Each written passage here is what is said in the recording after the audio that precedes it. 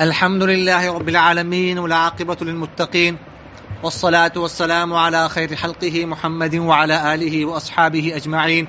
أما بعد، فأعوذ بالله من الشيطان الرجيم. بسم الله الرحمن الرحيم. قال الله تبارك وتعالى في القرآن المجيد والفرقان الحميد: والذين يكنزون الذهب والفضة ولا ينفقونها في سبيل الله فبشرهم بعذاب أليم يوم يحمى عليها في نار جهنم فتكوى بها جباههم وجنوبهم وظهورهم هذا ما كنزتم لأنفسكم فذوقوا ما كنتم تكنزون. وقال الله تبارك وتعالى في مقام آخر: خذ من أموالهم صدقة تطهرهم وتزكيهم بها وصل عليهم إن صلاتك سكن لهم والله سميع عليم. وقال رسول الله صلى الله عليه وسلم: أمرنا بإقامة الصلاة وإيتاء الزكاة فمن لم يزكي فلا صلاة له. وقال رسول الله صلى الله عليه وسلم: إذا أديت زكاة مالك فقد قضيت ما عليك فيه ومن جمع مالا حراما ثم تصدق به لم يكن له فيه أجر وكان إسره عليه. صدق الله مولانا العظيم وصدق رسوله النبي الكريم ونحن على ذلك من الشاهدين والشاكرين والحمد لله رب العالمين. جامعۃ الزیتون آن لائن مسائل زکات کورس طرفنا زه تاسو ټول حضرات په خدمت کې تاسو ټول ته خوش آمدید یم په خیر راغلی یم. کوم احباب کوم شرکا پاکستان یا پاکستان نبار دي ټولو په خدمت کې خوش آمدید. نن به مو ان شاء الله تعالی د زکات فضائل او زکات معنا او شرایط او حواله سره گفتگو ورس کوم. زکات د شریعت بنیادی مستقل دریم نمبر باندې کاټ روکنده.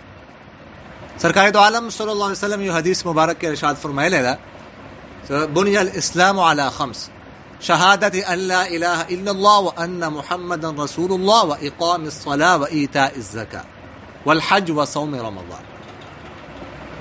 حدیث مفهوم دادا سرکار دو عالم صلی الله علیه وسلم فرمایي بنیاد د اسلام بنیاد پنځو شانو باندې ده. اول اشهد ان لا اله الا الله وان محمد رسول. د دې خبره گواهی ورکن چې الله تعالی نه سوا څوک عبادت لایق نشته او محمد صلی الله علیه وسلم دغه اخره پیغمبر دی. او دویم نمبر باندې مونږ کوون او دریم نمبر باندې زکات ورکون او څلورم نمبر باندې حج کوون او پنځم نمبر باندې د رمضان روزه ستل. نو دینه معلومه شو ته زکات شریعت ولا مستقل دریم نمبر باندې غاټ روکندا. سرکار الله تعالی قرآن پاک فرمایي: والذين يكنزون الذهب والفضة ولا ينفقونها في سبيل الله فبشرهم بعذاب أليم. سکوم خلق خپل مال جمع کوي، سونا او چاندي جمع کوي، ولا ينفقونها في سبيل الله، اور بیا الله تعالی په لاره کې نه خرج کوي. علماء لیکلي دي چې دینه مراد زکات نور کوون دي، یعنی زکات نور کوي.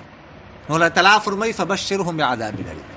داسې خلکو ته تاسو دردناک عذاب خوشخبری ورسوي. يوم يحمى عليها في نار جهنم فتكوى بها جباههم وجنوبهم وظهورهم هذا ما كنزتم لأنفسكم فذوقوا ما كنتم تكنزون. لتعالى فرمایي چې قیامت پرې دی دا سونا او چندي دا کوم مال چې دی ول زکات د دنیا کې نه ورکولو دا وو ګرمولې شي جهنم په اور کې. دا به جهنم اور کې ګرم شي، ګرم وکړل شي.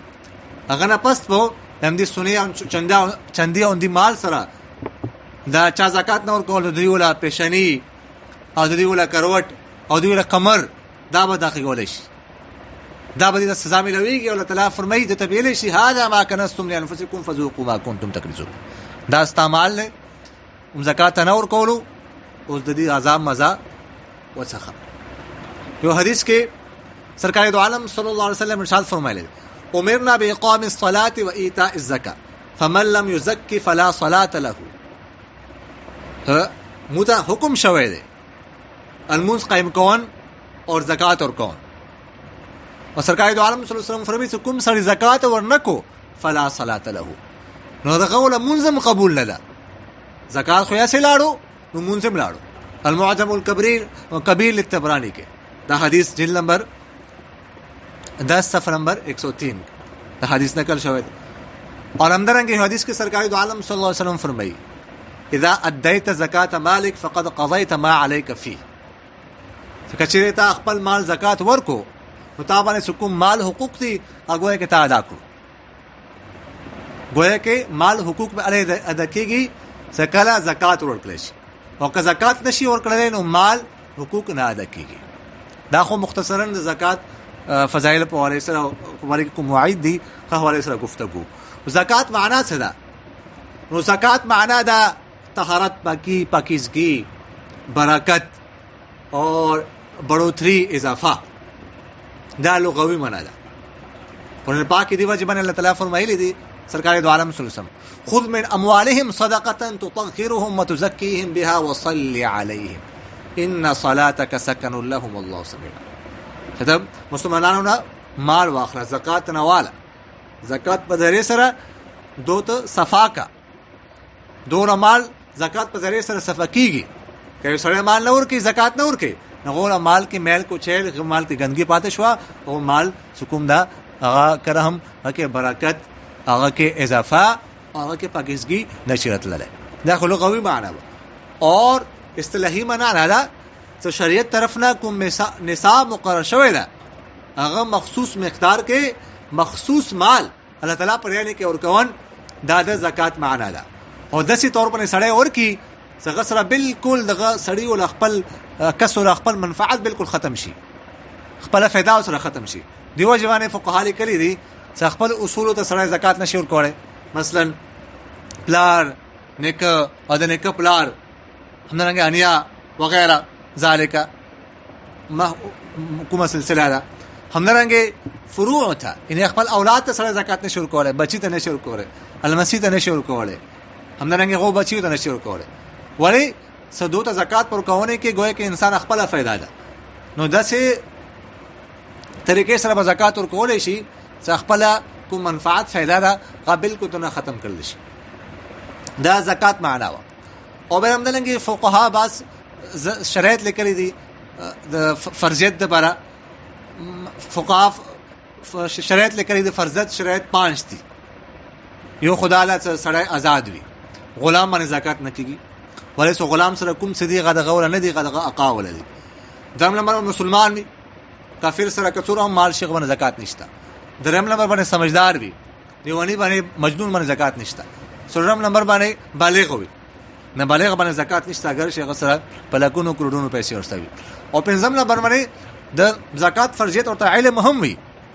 خو فقها لیکلي دي چې دا هغه سړي د پاره حکم دار الحرب کې پد کیږي. کدار الاسلام کې سړی پد کیږي او دا خبره کوي سماته فرضیت علم نو در اسلام کې دا خبره حکم دا عذر نه ده.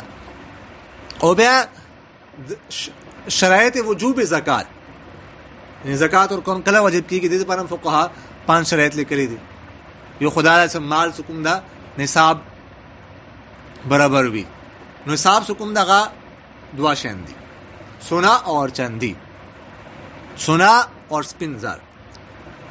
سونا حکم دا 20 دینار اور تولے اعتبار سره 7.5 تولے اور گرام اعتبار سره 87.47 گرام. دا د نصاب دا د سونے د زکات فرض کې دو وجب کې دو.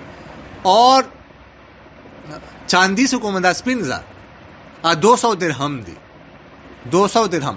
اور تولے پہ اعتبار سره 52.5 تولے اور گرام پہ اعتبار سره 612.35 گرام. دا د زکات ولا نصاب دا.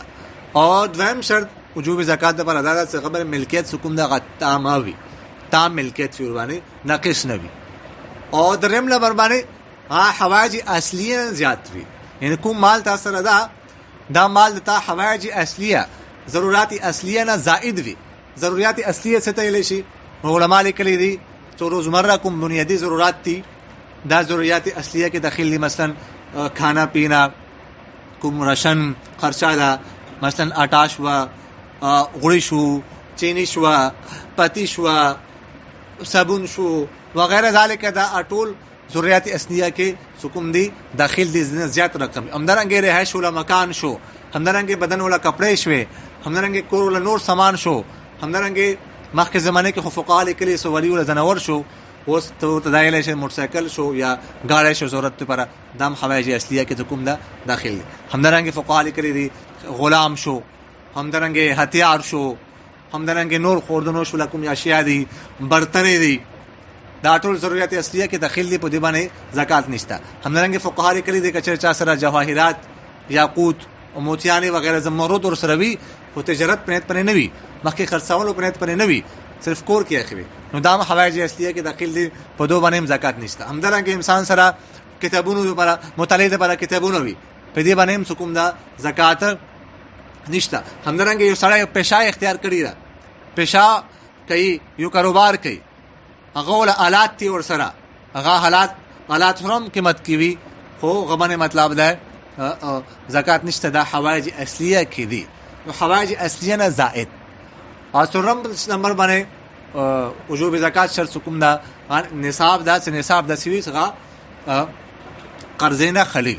یو سړی سره مطلب دا 15 لک روپۍ دی ور سره شته، خو قرض ور باندې شپږ لک دا 15 لک دا، نو دا اگر چې پیسې ور سره شته، خدا دا چې نصاب دا چې دا مطلب دا قرضې راګل کړی دا، نو دی واجب باندې او زکات نشته. همدارنګه پنځم شرط دا چې مال حکم دغه نه میوي، مال کې مطلب ده بڑوتری رضی مال نه میوي، نو دا حکم نه دا خو شرایط دي.